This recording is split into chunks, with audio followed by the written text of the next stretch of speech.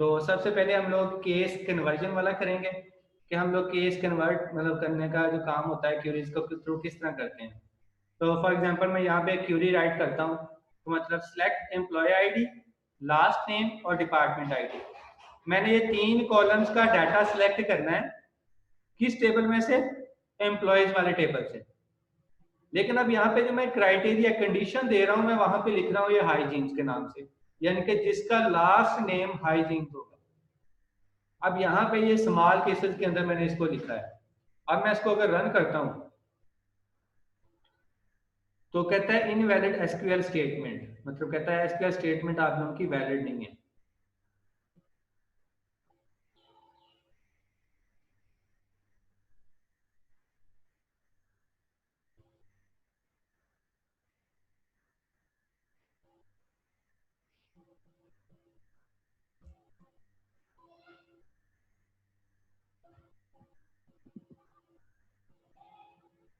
अब मैं इसको थोड़ा सा चेंज कर लेता हूँ केस इसका। जो लास्ट नेम से कॉलम से वैल्यू आएगी ना, मैं कहता हूँ वो लोअर केस में कन्वर्ट करके तो उसको हाइजीन के साथ मैच करवाया।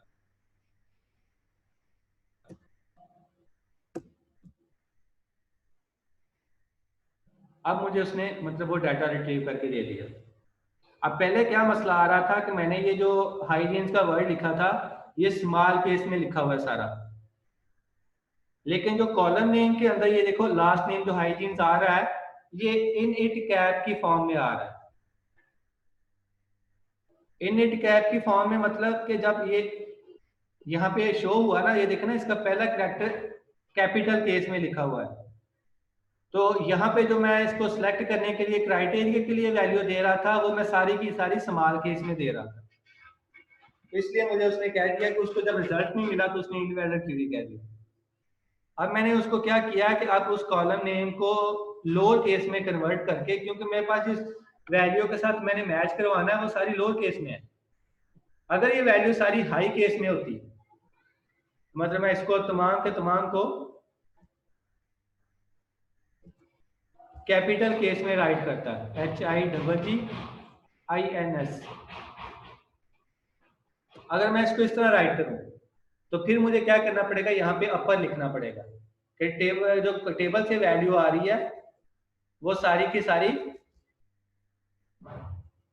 अपर केस में कन्वर्ट होके फिर वो चेक करे, क्योंकि मैंने जो वैल्यू दी है चेक करवाने के लिए, उसको मैच करवाने के लिए वो अपर केस में दी है। अब मैं अगर अपर केस में उसको, अब टेबल के अंदर बेशक ये इन एक कैप की फॉर्म में लिखा हुआ है, लेकिन जब यहाँ पे आएगी तो यहाँ पे आके उसका केस कन्वर्ट हो जाएगा। तो अब मैंने उसको अपर केस में क्योंकि वैल्यू दी तो अपर केस के अंदर मैंने उसका फंक्शन यूज कर लिया, और उसने जो टेबल से वैल्यू सिलेक्ट की है वो उसने सिलेक्ट करके उसका केस अपर केस में कन्वर्ट करके फिर मैच करवाया तो मैच कर दिया। तो ये हमारा केस कन्वर्जन का फंक्शन इस तरह यहाँ पे इस्तेमाल हो रहा था। जी समीर कुछ पूछना चाह पर ना जी सर, अगर अपन ना भी लिखें तो लास्ट नेम लिखें और ये आगे नेम लिखें तो आ नहीं जाएगा? अब ये जो टेबल के अंदर वैल्यू है ना नीचे लिखी हुई, वो अभी देख लेना आप, क्योंकि मैं क्यूरी चेंज करने लगा हूँ तो ये खत्म हो जाएगा। ये देखो ना, ये इसका जो पहला कैरेक्टर है ना वो कैपिटल लिखा हुआ है, मैंने सारे केस जो कैरेक्टर कैपिटल में लिखे हैं। तो अगर मैं ये चीज यहाँ पे मेंशन नहीं करता, अगर मैं ऐसे ही लिख देता हूँ जैसे आपने कहा, ऐसे ही कहा ना आपने? यस सर, ऐसे ही का है। हाँ, तो अब मैं अगर इसको ऐसे रन करता हूँ तो ये देखो उसने कहा नो डाटा फाउंड, तो उसको डाटा नहीं मिला, हालांकि वो हाइजीन्स के नाम से था डाटा जो अभी हम लोगों ने देखा। तो डेटाबेस के अंदर जिस केस में वैल्यू लिखी हुई है हमें यहाँ पे कंडीशन लिखते वक्त भी उसी केस में वैल्यू लिखनी पड़ेगी। अब हमें पता नहीं डेटाबेस में किस फॉर्म में अंदर पड़ी हुई है, फिर हम क्या करते हैं कि जिस केस में हमने लिखी होती है ना, डेटाबेस से आने वाली वैल्यू का केस भी हम लोग वही चेंज कर लेते हैं। अब मैं इसको अपर केस में चेंज कर लेता हूँ डेटाबेस से आने वाली वैल्यू को, क्योंकि मैं भी अपर केस में ही दे रहा हूँ। अब डेटाबेस में जो जिस तरह भी लिखी हुई होगी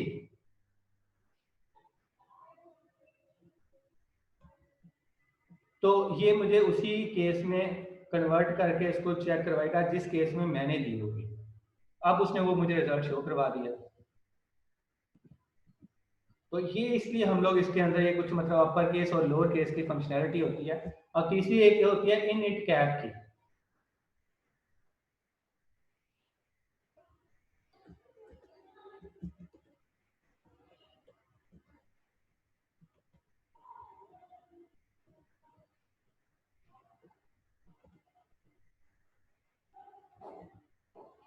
इन इट कैप मतलब जिस तरह है ना वो लिखा हुआ, ये अभी इसके अंदर इन इट कैप की सूरत में लिखा हुआ है ना, अब मुझे ये इसी सूरत में देना पड़ेगा, क्योंकि ये इन इट कैप की सूरत में ही लिखा हुआ है, पहला कैपिटल और बाकी स्मॉल। अब मैं इसको रन करूंगा ना तो अब भी मुझे ये रिजल्ट शो करवा देगा। एक तो वो by default in it cap की सूरत में है, और दूसरा मैंने भी इसको कन्वर्ट कर लिया है। चलो मैं इसको कन्वर्ट नहीं करता क्योंकि वो पहले ही इन इट कैप की सूरत में है, तो मैं इसको अब डायरेक्ट इसी सूरत में रन करता हूँ, तो अब भी उसने मुझे रिजल्ट दे दिया। तो ये होता है कि जिस सूरत में डाटाबेस के अंदर वैल्यू लिखी है, अगर हमने उसी सूरत में लिखी है, उसी केस के अंदर लिखी है, फिर तो वो मुझे डाटा रिजल्ट रिट्रीव करके ला देगा। अगर मैं उस सूरत में उसी फॉर्म में नहीं लिखता तो फिर नहीं लाएगा ना। तो फिर इसलिए उसको मुझे जो मैंने वैल्यू दी है उस केस के अंदर कन्वर्ट करवा के फिर उसको मैच करवाऊंगा, तो फिर वो सही हो जाएगा। हम हमें एक लास्ट नाम दे दिया जाता है, कैसे? तो हमें नहीं पता, मैं कह रहा हूँ सर हमें एक लास्ट नेम दे दिया जाता है, हमें नहीं पता कि वो डाटा किस फॉर्मेट में लिखा गया है, अपर केस में या लोअर केस में। हाँ जी, हमें कोई भी कंपनी या कोई भी इदारा कहता है कि डाटा फाइंड करें, ये वाला नेम है, तो फिर हम कैसे करेंगे? जैसे आगे नो डाटा आया था ना, हाँ जी। तो हम तो कहेंगे कि डाटा ही नहीं है उसके अंदर। नहीं, वो अब आप यही तो एक्सपर्टीज है, मतलब अगर डाटा नो फाउंड आ गया तो आपने फौरन उसको ना समझ लेना, समझ लेना। अगर मतलब उसने ऑर्डर ने आपको कहा है कि मुझे इस कंपनी का डाटा या इस नाम से डाटा ला के दो, अगर उसने कहा है, उसको पता है, तो उसने कहा है ना कि उसके अंदर डाटा है। अब आप कंपनी में एक एडमिनिस्ट्रेटर हो तो आपको नहीं पता, आप जो नाम हो रहा होता है वो नाम इस नाम से कोई नाम है कि नहीं है, एक आइडिया होता है ना। तो आप फिर उसको क्या करोगे कि नाम जब भी आपने देना है, आप अपना एक क्राइटेरिया बना लो कि नाम के ठीक साथ है। जब भी आपने सर्चिंग करनी है तो आपने जिस केस में भी लिखना है उसको डेटाबेस वाली वैल्यू को भी उसी केस में कन्वर्ट करवा के मैच करवाना। आप अपना एक क्राइटेरिया बना लो ना, ताकि ये आप लोगों यानी से कि ये मिसिंग हो ही ना। यस सर, यानी कि फर्स्ट वर्ड कैपिटल, बाकी सब यानी कि लोअर केस। जरूरी नहीं कि डेटाबेस में इसी सूरत में पड़ी हुई है वैल्यू, वो कोई और फॉर्म में भी हो सकती है। अभी तो यहाँ पे अभी इस टाइम यहाँ पे ये वैल्यू है, लेकिन कोई लेकिन किसी और सूरत में कोई और वैल्यू भी हो सकती है। तो फिर हम लोगों ने क्या करना है कि हम लोग आप लोगों ने क्राइटेरिया बना लेना है कि जब भी आप लोगों ने इस तरह की करैक्टर टाइप वैल्यू की बेस पे सर्चिंग करनी है तो आप लोगों ने क्या करना है, आप लोगों ने उसका केस कन्वर्ट करके उसको मैच करवाना, ताकि जैसे अभी ये नो फाउंड आया था, ताकि वो ऑप्शन आप लोगों के पास आए नहीं और आप लोगों को कोई प्रॉब्लम ही ना हो। अब यही तो एक्सपर्टीज होती है। मतलब आप लोग मतलब आईटी के लोग, डेटाबेस एडमिनिस्ट्रेटर अगर हो आप, तो आपको पता होना चाहिए ना कि मतलब इस तरह के मतलब किस किस तरह के लूप होल्स होते हैं, ताकि उन लूप होल्स का आप लोग पहले ही ख्याल रखते हुए क्वेरी को राइट करो, आप लोगों के साथ आप लोगों से कोई मिसिंग हो ही ना। और दूसरा सर, जो आप क्यूरी समय करवाते हैं, इनको याद करना होता है या एक जगह बंदा लिख के रख ले इनको और जरूरत क्यूरीज पड़ने पे वो क्यूरीज क्यूरीज। कभी भी याद नहीं की जा सकती होती।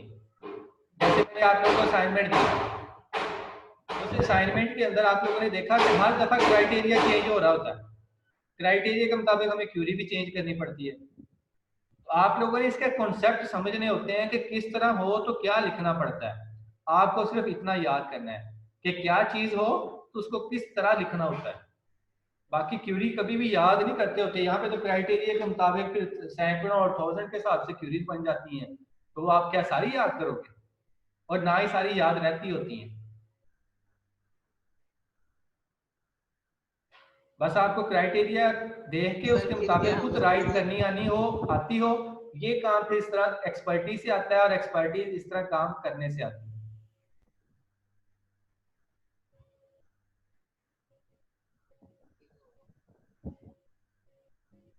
बाकी अगर आप समझते हो कि मेरा माइंड मतलब इतना शॉर्प है कि मुझे याद चीजें रह जाती हैं, तो फिर आप क्यूरीज को याद भी कर सकते हो, वो इतना इशू नहीं है। लेकिन क्यूरीज याद करने के लिए नहीं होती, क्यूरीज को समझा जाता है ताकि जब भी हमें जिस टाइप का भी डाटा चाहिए हो हम उसी टाइप की क्यूरी खुद बना सकें। यहाँ पे हम लोगों ने ये चीज सीखनी है। हम लोग इसी लिए डिफरेंट सिनेरियोज के साथ डिफरेंट क्यूरीज राइट कर रहे होते हैं। तो आप इनके साथ अगर एक एक प्रैक्टिस भी करते जाते हो तो आप लोगों की जब प्रैक्टिस साथ करोगे तभी ये एक्सपर्टीज आप लोगों में आएंगी। अगर आप जस्ट ऐसे मुझे सुन के और उसको फिर छोड़ देते हो तो फिर एक्सपर्टीज नहीं आएगी। तो ये लैब वर्क इसीलिए साथ होता है कि ताकि आप लोग उनको अपने पास अपना खुद परफॉर्म करके देखो उस टाइम। और अगर मतलब नहीं हो रही तो आप अपने टीचर से क्वेश्चन पूछो, मतलब उसको पूछो कि ये नहीं हो रही, फिर आपको गाइड करेगा कि इस तरह नहीं, इस तरह करोगे फिर हो जाएगा। तो इस तरह प्रैक्टिस करोगे ना तो प्रैक्टिस मेक परफेक्ट बनाती है आप।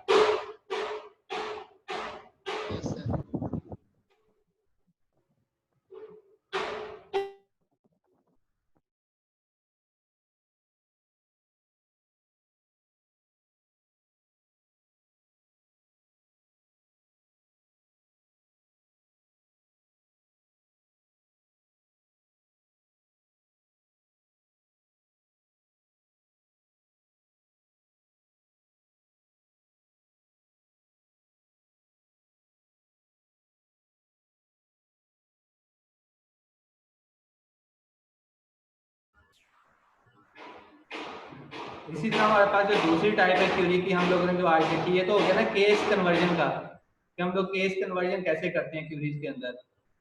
दूसरी अब हमारे पास थी कैरेक्टर मैनिपुलेशन के लिहाज से, तो हमारी कैरेक्टर मैनिपुलेशन कैसे होती है। अब कैरेक्टर मैनिपुलेशन के अंदर हमारे पास कुछ क्यूरीज हैं, मतलब कुछ फंक्शंस होते हैं जिनको हम लोग राइट करके देखेंगे कि वो किस तरह काम करते हैं।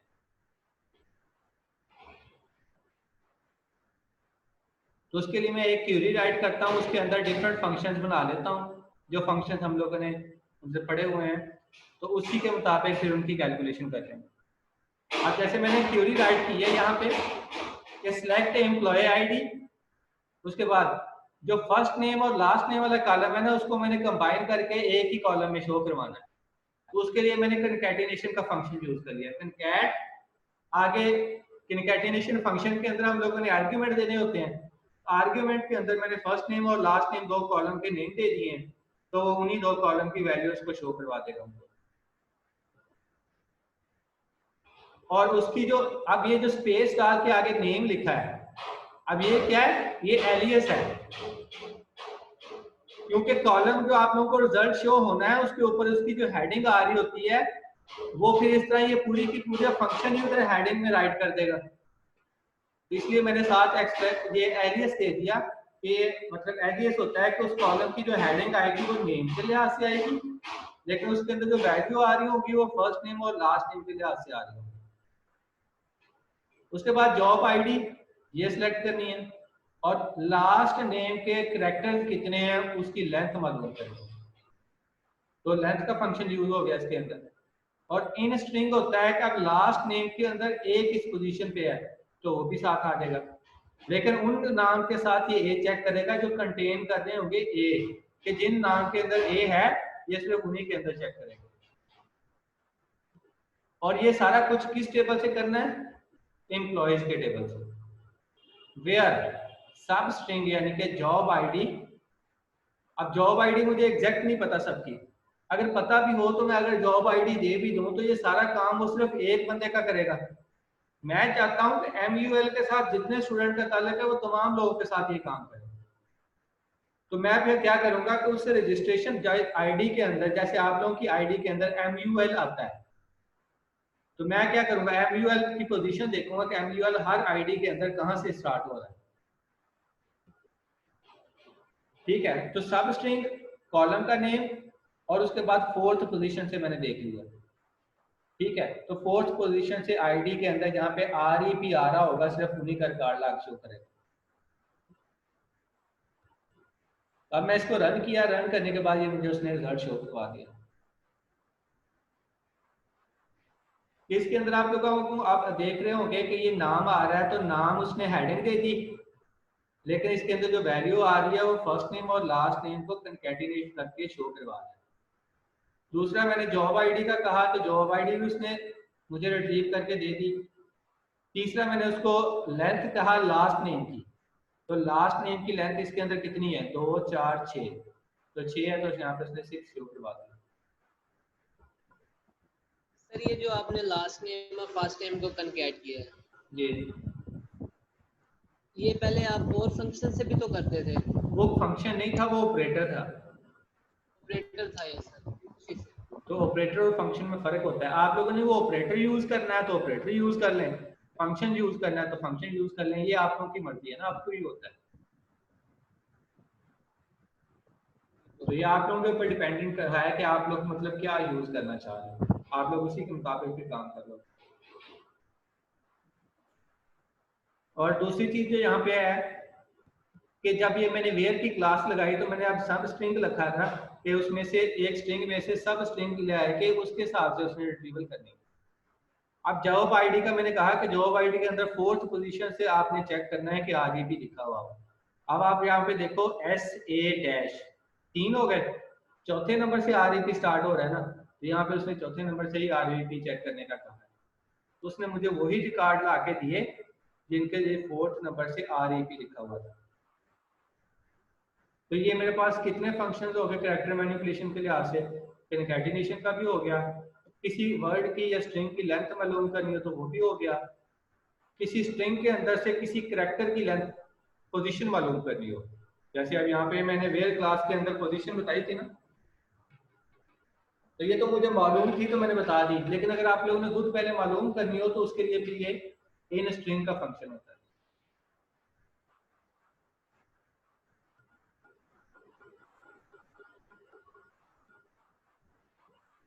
जैसे कि आप ये देखोगे, हाँ जी, आपने ऊपर लिखा है इन स्ट्रिंग लास्ट नेम ए, यहाँ पे वो ए की पोजीशन बताएगा। हाँ जी, ए की पोजीशन में वही बताने लगा हूँ। जैसे यहाँ पे ये लास्ट नेम टक्कर है ना, तो इसके अंदर ए की पोजीशन क्या है, ए की पोजीशन कोई ए है ही नहीं इसके अंदर, तो उसने 0 लिख दिया। ठीक है, और उसके बाद ये हाल इसके अंदर ए है, तो ये एच ए दूसरे नंबर पे है, तो उसने मुझे 2 दे दिया। यानी कि उस सिर्फ लास्ट नेम के अंदर जो मतलब उसकी ए की पोजीशन है मुझे वो बताएगा। तो लास्ट नेम ये सेकंड नेम ही है ना, समझ लगी? जी सर, समझ आ गई। तो ये हमारे पास कुछ फंक्शंस हो गए कैरेक्टर मैनिपुलेशन के लिहाज से कि हम लोग कैरेक्टर मैनिपुलेशन किस तरह करते हैं। उसके बाद हम लोगों ने देखा नंबर की वैल्यूएशन, कि अगर हम लोगों ने कोई नंबर की वैल्यूएशन करनी हो, जैसे कि हमारे पास कोई डेसिमल वैल्यू आ जाती है या हम लोगों ने कोई मोड निकालना हो, तो वो काम हम लोग कैसे करेंगे। तो उसके लिए मैं क्यूरी राइट कर लेता हूँ। अब उसमें हम लोगों ने 3 फंक्शन पढ़े थे, राउंड का, ट्रंक का और मॉड निकालने का, यानी कि मॉडुलस ऑपरेटर। तो हम वो तीनों यूज करके देख लेते हैं, लेकिन पहले मैं राउंड को यूज करता हूँ। मैंने अब राउंड को 3 कैटेगरी के लिहाज से लिखा। पहले में मैंने देखा कि राउंड करवाना है वैल्यू को, उसके अंदर मैंने लिखा है कि 45.923, मतलब इस वैल्यू के अंदर से आगे मैंने तो अच्छा, ये जो राउंड का काम है ना, इसका काम होता है कि जो डेसिमल के बाद वैल्यू आ रही है या जो अगर होल अमाउंट भी है तो उसको मतलब होल अमाउंट को भी हम लोग राउंड कर सकते हैं, और जो इशारिये के बाद वैल्यू आ रही होती है उसको भी हम राउंड कर सकते हैं। तो जैसे कि मैंने आप लोगों के सामने एक क्यूरी राइट की हुई है, तो इसके अंदर आप देख रहे हैं कि ये राउंड, उसके बाद 2 आर्ग्यूमेंट इसके अंदर पास करने होते हैं। पहला आर्ग्यूमेंट 45.923 मैंने लिखी हुई है वैल्यू जिसको मैं राउंड करना चाह रहा हूँ, और उसके बाद दूसरा आर्ग्यूमेंट होता है, अब जैसे यहाँ पे लिखा हुआ है 2, मतलब इसको इशारिये के बाद मेरे पास 2 डिजिट तक वैल्यू शो होनी चाहिए, उसके बाद वैल्यू नहीं होनी चाहिए। यहाँ पे 0 लिखा है तो मतलब इशारिये के बाद 0 की वैल्यू आनी चाहिए, उसके बाद वैल्यू नहीं आनी चाहिए। और यहाँ पे 45.923 मतलब उसके बाद मैंने दूसरा जो आर्ग्यूमेंट -1 लिखा है, तो अब क्या करेगा ये, इसको होल वैल्यू तक, ये जो इशारिये के लेफ्ट साइड पे वैल्यू है इस वैल्यू तक इसको राउंड करवाएगा। ठीक है, तो मतलब ये मैंने खुद अपनी तरफ से एक वैल्यूज दे दी है, तो उनको मैं राउंड करवा देता हूँ, क्योंकि मुझे आइडिया नहीं है कि डेटाबेस के अंदर मतलब इस तरह की वैल्यू पड़ी हुई है कि नहीं, तो फिर हम लोगों को वो एग्जैक्ट नहीं पता चल सकेगा, इसलिए मैंने ये खुद अपनी तरफ से वैल्यू बीच में दे दी है। मैं आप ये डाटाबेस से वैल्यू नहीं ले रहा, मैं ये आर्गुमेंट में खुद फिक्स मतलब वैल्यूज दे रहा हूँ। अब मैं इस क्यूरी को रन करूंगा तो नीचे आप लोगों को जो इसका रिजल्ट शो होगा अभी आप ये देख रहे हैं कि पहला मैंने राउंड किस लिए किया था 45.923, उसके बाद मैंने 2 कहा, तो मतलब ये देखें ये शादी के बाद 2 वैल्यूज ही शो हो रही हैं, तीसरी उसने राउंड कर दी। दूसरे के अंदर मैंने इसको कहा कि 45.923 और मैंने दूसरा आर्ग्यूमेंट पास किया 0, मतलब इस वैल्यू के अंदर अगर कोई इशारिये वाली वैल्यू है तो वो इशारिये के अंदर मुझे शो नहीं होगी, वो राउंड करवा के उसको होल वैल्यू के अंदर कन्वर्ट कर देगा। अब 45.92 है ना, मतलब कहने का ये है कि अब इसके अंदर जो वैल्यू आ रही है मेरे पास, वो इशारिये के बाद जो वैल्यू है वो 50% से ज्यादा है। अब जब इशारिये से बाद 50% से वैल्यू ज्यादा हो तो वो क्या करता है, फिर इशारिये के बाद जो लेफ्ट साइड पे वैल्यू आ रही होती है ना, उसके अंदर 1 का इंक्रीमेंट कर देता है। उसके बाद मैंने तीसरा काम किया ये -1। अब -1 क्या होता है कि इशारिये के लेफ्ट साइड पे जो वैल्यू होती है वहां तक जाता है। -1 है तो माइनस इशारिये के बाद लेफ्ट साइड पे ये पहला डिजिट जो 5 वाला है, ये इसको राउंड करेगा, इसको देखेगा अगर तो ये वैल्यू 5 यानी कि अभी जो राउंड करना है ना इसने, टोटल हमारे पास 9 तक वैल्यू 10 तक डिजिट होते हैं ना 9 तक, तो मेरा जो एक इसका जो पार्ट होता है जिसको हम इकाई दहाई भी बोलते हैं, तो जो इसकी इकाई का पार्ट है तो वो क्या है कि वो मतलब 5 है, तो ये मतलब मैक्सिमम 9 तक जाता है। अब इसको मैंने राउंड करना है, अगर 1 से लेकर 9 तक का 50% जो होता है वो मतलब ये 5 है, तो ये 5 50% से ज़्यादा बन रही है, तो ये 1 का इंक्रीमेंट कर देगा अपने से लेफ्ट साइड वाली वैल्यू में, और 5 की जगह पे मुझे 0 शो करवा देगा, यानी कि इस पूरी 45 को ये राउंड करके 50 बना देगा, क्योंकि 40 और 50 के दरमियान में ये डिजिट है ना, नंबर है मेरे पास, तो 40 और 50 के दरमियान में ही उसने उसको राउंड करना है, और 40 और 50 के दरमियान अगर तो 50% से नीचे है तो 40 लिख देगा, अगर 40 और 50 के जो दरमियान है वो 50% से ऊपर है तो 50 लिख देगा। अब जो मेरे पास बन रही है वो 50% बन रही है, और 50% से बल्कि ऊपर ही है थोड़ा सा। अब ये इसको क्या करेगा, 45 की जगह पे 50 शो करवा दिया उसने, क्योंकि 40 और 50 के दरमियान उसने राउंड करना था ना। अगर मैं ये सिर्फ इकाई 5 वाले को राउंड करूं तो इसमें इसने लिखना है ना कि 0 आएगा, या मतलब 0 इसको 0 में कन्वर्ट करना है, तो जब इसको 0 में चेंज करेगा तो इसकी जगह पे इसकी लेफ्ट साइड वाले पे भी कोई ना कोई असर पड़ेगा। तो वो यही हुआ कि 40 और 50 के दरमियान जो वैल्यू थी वो 50% से ज्यादा थी, मतलब मेरा वजन ज्यादा 50 की तरफ था, तो उसने 50 उसको राइट कर दिया। अगर ये इसका ज्यादा वजन 40 की तरफ होता तो इसको 40 राइट कर देता। जैसे मैं अभी इसको चेंज कर देता हूँ, 44 कर देता हूँ, अब ये मुझे क्या करेगा, इसका 40 शो करवा देगा, और जैसे यहाँ पर उसने मुझे 40 शो करवा दिया। तो मतलब कहने का ये है कि आप लोग इशारिये वाली वैल्यू को तो राउंड कर ही सकते हैं, लेकिन इशारिये के बाद जो आगे उससे डिजिट आ रहा होता है उसको भी हम लोग राउंड कर सकते हैं।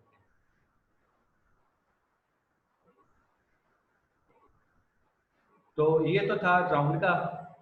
उसके बाद हमारे पास था ट्रंक का, मतलब अब जैसे हम राउंड करवाते हैं ना, वैसे ही हमारा ट्रंक वाला फंक्शन भी काम करता है। मैं क्यूरी राइट कर लेता हूँ जिसमें ट्रंक का यूज हो, तो मैंने वही वैल्यू रख ली, लेकिन राउंड की जगह पे मैंने ट्रंक राइट कर दिया। अब ट्रंक में क्या हो रहा है, ट्रंक में ये होता है कि जैसे राउंड के अंदर वो एक अपने से लेफ्ट वाली साइड में इंक्रीमेंट कर देता था ना राउंड करते वक्त, तो अब ट्रंक के अंदर वो इंक्रीमेंट वाला काम नहीं होता, इसमें मतलब वैसे का वैसी वैल्यू को खत्म कर देता है, उससे अपने से लेफ्ट वाली वैल्यू के अंदर कोई इंक्रीमेंट नहीं करता। अब यहाँ पे फिर ट्रंक का यहाँ पे एक डिसएडवांटेजेस क्या हुआ कि ये डाटा लॉस करता है, मतलब ट्रंक का फंक्शन अगर हम लोग यूज करते हैं तो इससे हमारा डाटा लॉस होता है। अब जैसे ये 45.923 अब ये शादी के बाद वाली वैल्यू को खत्म कर देगा। पहले मैंने उसको 2 लिखा तो मतलब शादी के बाद 2 डिजिट रहने दिए, बाकी को फिर खत्म कर दिया। अब यहाँ पे मैंने कोई भी डिजिट नहीं लिखा, जस्ट ट्रंक लिखा। ट्रंक का मतलब होता है कि मतलब इसकी जो, अगर मैं कोई डिजिट नहीं ना लिखता तो उसका मतलब 0 ही होता है। अगर मैं कोई मेंशन कर दूंगा तो वो उतनी वैल्यू शो करवाएगा, अगर मैं मेंशन नहीं करूंगा तो वो शादी के बाद जो भी होगा खत्म कर देगा। यानी कि अगर हम कुछ ना लिखें दूसरे आर्गुमेंट की जगह पे तो उसका मतलब वो 0 ही देता है। तो उसने शादी के बाद वाली वैल्यू को खत्म कर दिया, लेकिन उससे 45 के अंदर कुछ भी ऐड नहीं किया। तो इसका मतलब क्या हुआ कि उसने शारिये वाली वैल्यू को खत्म भी किया, लेकिन अब राउंड नहीं किया तो 0.92 थी वैल्यू, मतलब मेरे पूरे होल वैल्यू के करीब करीब एक नंबर के करीब करीब वैल्यू थी। तो इसको 46 करना चाहिए था, लेकिन उसने नहीं किया, 45 ही रहने दिया। तो जिसकी वजह से मेरा डाटा लॉस हुआ है। एक रुपए का, मतलब अगर कोई रुपीस में है तो 1 रुपए का नुकसान हो गया। इसी तरह मतलब ये ट्रंक अगर मैंने होल वैल्यू के अंदर -1 के साथ होल वैल्यू के अंदर इसको करना है। अब जैसे यहाँ पे 45 थी, मतलब 50 के करीब करीब वैल्यू थी, तो उसने 50 कर दिया। लेकिन अब ट्रंक क्या करेगा, इसको राउंड करेगा ही नहीं। जब राउंड नहीं करेगा तो वो वैसे ही खत्म कर देगा और बाकी 40 रहने देगा। मतलब उसने 10 के लिहाज से इसको राउंड करना है ना, तो 40 के बाद फिर जो भी वैल्यू होगी वो उसको खत्म कर देगा, 40 रहने देगा। राउंड में उसने क्या किया था, यानी कि 40 के बाद चेक किया था, अगर उसका ज्यादा वजन 50 की तरफ था तो उसने उसको 50 कर दिया था, लेकिन यहाँ पे उसने नहीं किया। तो यही फर्क है राउंड में और ट्रंक में। फिर राउंड के अंदर वो वैल्यू को राउंड करके एक ऐड करके हमारी जो हमें कोई लॉस नहीं देता, डाटे का हमारा नुकसान नहीं होता। लेकिन ट्रंक के अंदर आप क्योंकि वो राउंड नहीं कर रहा होता, वैसे ही खत्म कर देता है, तो इसमें हमारे डाटे का लॉस हो रहा होता है। ट्रंक के बाद हमारे पास दूसरा फंक्शन मॉड का था।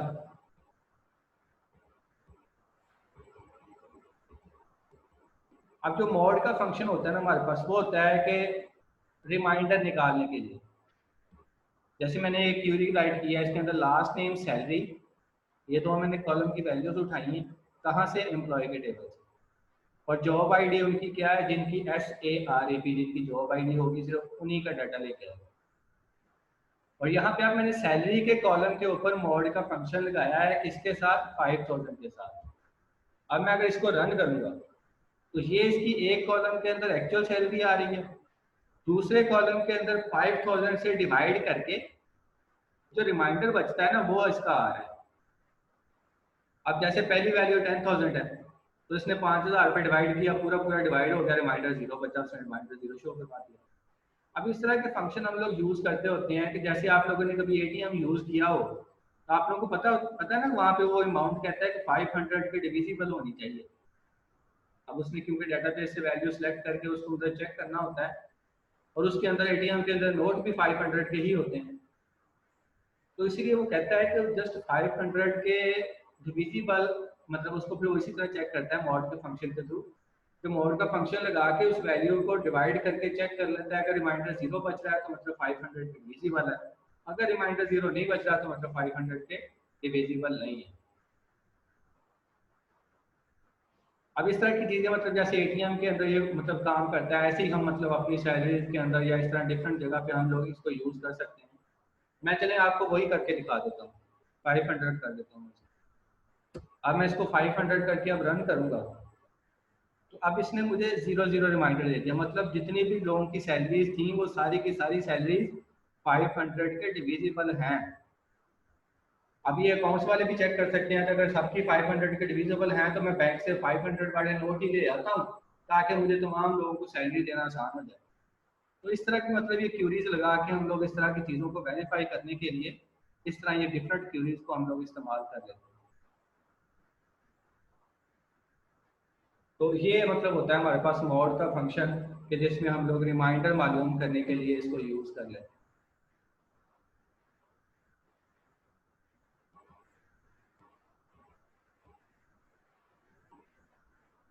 उसके बाद हमारे पास डेट वाले फंक्शन शुरू हो जाते हैं, जैसे कि सिस्ट डेट।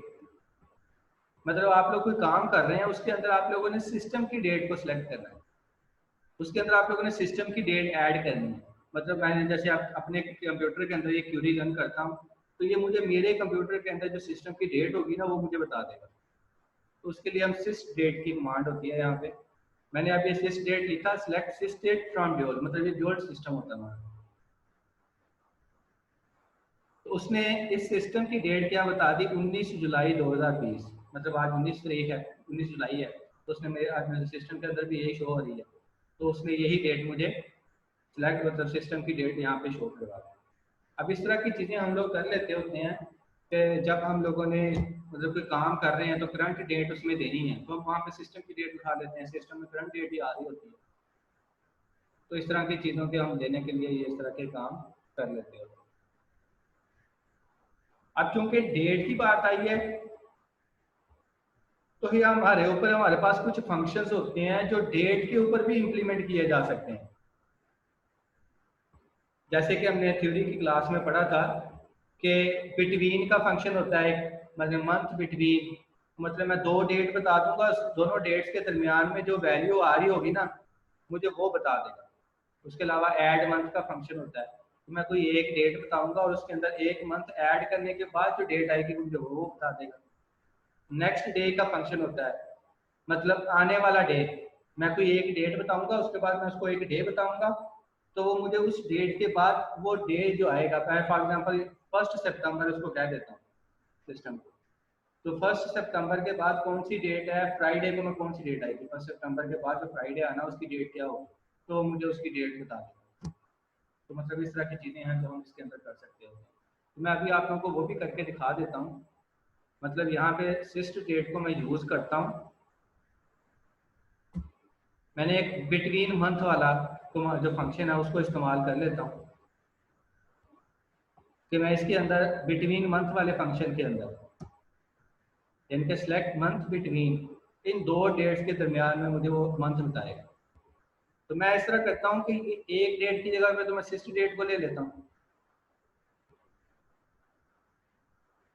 मतलब मेरी करंट डेट ले, एक मैंने ये ले ली, दूसरी मैं ले लेता हूँ कि हमारी क्लासेस कब से स्टार्ट हुई थी। तो मैं फॉर एग्जांपल ये जनवरी लिखा हुआ तो मैं जनवरी की एक ले लेता हूँ कि 11 जनवरी 2020, यानी कि यहाँ पे 20 आ जाएगा। ठीक है, अब मैंने दो डेट ले ली, ये मेरी करंट डेट हो गई और ये वाली वो डेट जहाँ से मेरी क्लासेस स्टार्ट हुई थी, मतलब आज से लेकर पीछे वाली डेट जब क्लासेस स्टार्ट हुई थी तो मैं उनके दरमियान में जो मंथ आते हैं वो कैलकुलेट करना चाह रहा हूँ। तो मैंने इसको दोनों डेट्स बता दी। अब मैं इस फंक्शन को रन करूंगा तो ये उसने मुझे डेट बता दी, यानी कि 6.27, मतलब हमें आज 6 महीने हो गए हैं, 6 महीने और कुछ मतलब वैल्यू आती है। मैं इसको थोड़ा सा चेंज कर लेता हूँ क्योंकि मैं राउंड में करना चाह रहा हूँ इसको, आपको राउंड का फंक्शन भी बताना है साथ ही। अब मैं इसको रन करता हूँ तो अब ये मतलब ठीक है 5.95, मतलब 5 महीने और छठा महीना करीब करीब ही है, तकरीबन खत्म होने वाला, ये उसने मुझे बता दिया। अब मैंने ये तो हो गया मंथ बिटवीन, अब मैंने दो डेट बताई, उसने मुझे बीच में से डेट मंथ निकाल के दे दिया। अब ये आप देख रहे हैं कि शादी के बाद ये कितनी वैल्यूज आ रही हैं, मतलब ये सारा मेमोरी का लॉस ही होता है। तो फिर मैं इसको राउंड करके शो करवा लेता हूँ ताकि कम स्पेस के अंदर मेरी वैल्यू आ जाए, क्योंकि उसका मुझे फायदा होता नहीं ना इतनी शादी के बाद वैल्यू शो करवाने का। अब मैं राउंड का फंक्शन इसके गिर्द लगा लेता हूँ, ROUND, राउंड कहाँ तक कर दे, दो वैल्यू तक कर दे, शादी के बाद दो वैल्यू शो हो उसके बाद मुझे शो ना। अब उसने 5.95, मतलब उसने मुझे शादी के बाद दो वैल्यू शो करवाई, बाकी एलिमिनेट कर दी। अब ये क्या हो गया, अब ये मेरा हो गया नेस्टेड फंक्शन, मतलब एक फंक्शन के अंदर मैं दूसरा फंक्शन इस्तेमाल कर रहा हूँ। ठीक है, तो इस चीज को कहते होते हैं नेस्टेड फंक्शन, के हम लोग एसक्यूएल के अंदर फंक्शन भी कॉल करवा सकते होते हैं। तो ये फिर हमारे जब एक फंक्शन के अंदर कोई दूसरा फंक्शन कॉल हो रहा हो तो इस चीज को हम लोग नेस्टेड फंक्शन कहते होते हैं। अब ये उसने मुझे राउंड करवा के दे दी। अब मैं, अगर आप चाहते हैं कि मुझे होल मंथ में जस्ट वैल्यू दो, मुझे शारिया में ना दो, तो मैं यहाँ पे जस्ट 0 राइट करूंगा सेकंड आर्ग्यूमेंट की जगह। अब ये क्या करेगा, मतलब शादी के बाद तमाम वैल्यूज को खत्म कर देगा। मैंने राउंड किया 0 पे, अब रन करूंगा तो उसने मुझे पूरा 6 शो करवा दिया, क्योंकि छठा महीना करीब करीब था ना एंड होने वाला था, इसलिए मुझे राउंड करके उसने शो करवाया 5 की जगह पे अब 6 आ गया। अब इसके साथ अब कॉलम नेम की जगह पे वो एक्चुअल मतलब हमारा सारा शो हो रहा है, नेस्टेड फंक्शन और फंक्शन सारे। मैं चाहता हूँ इसकी जगह पे कोई एलियस आ जाए, तो मैं उसकी जगह पे कोई एरे शो करवा दूँ। अब मैंने इसको रन किया तो मेरे कॉलम की हेडिंग बन गई मंथ्स, इतने मंथ बनते हैं हमारे टोटल जो हमारी आज तक क्लासेस चलते हुए हो।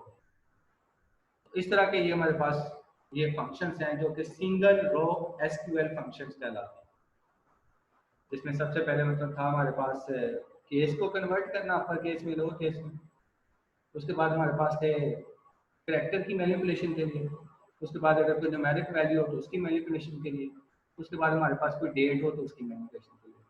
तो ये मतलब सिंगल रो फंक्शंस हैं सारे के सारे जितने भी आज हम लोगों ने किए हैं एसक्यूएल के अंदर। तो यहाँ तक हमारा आज का मतलब ये काम एंड हो जाता है।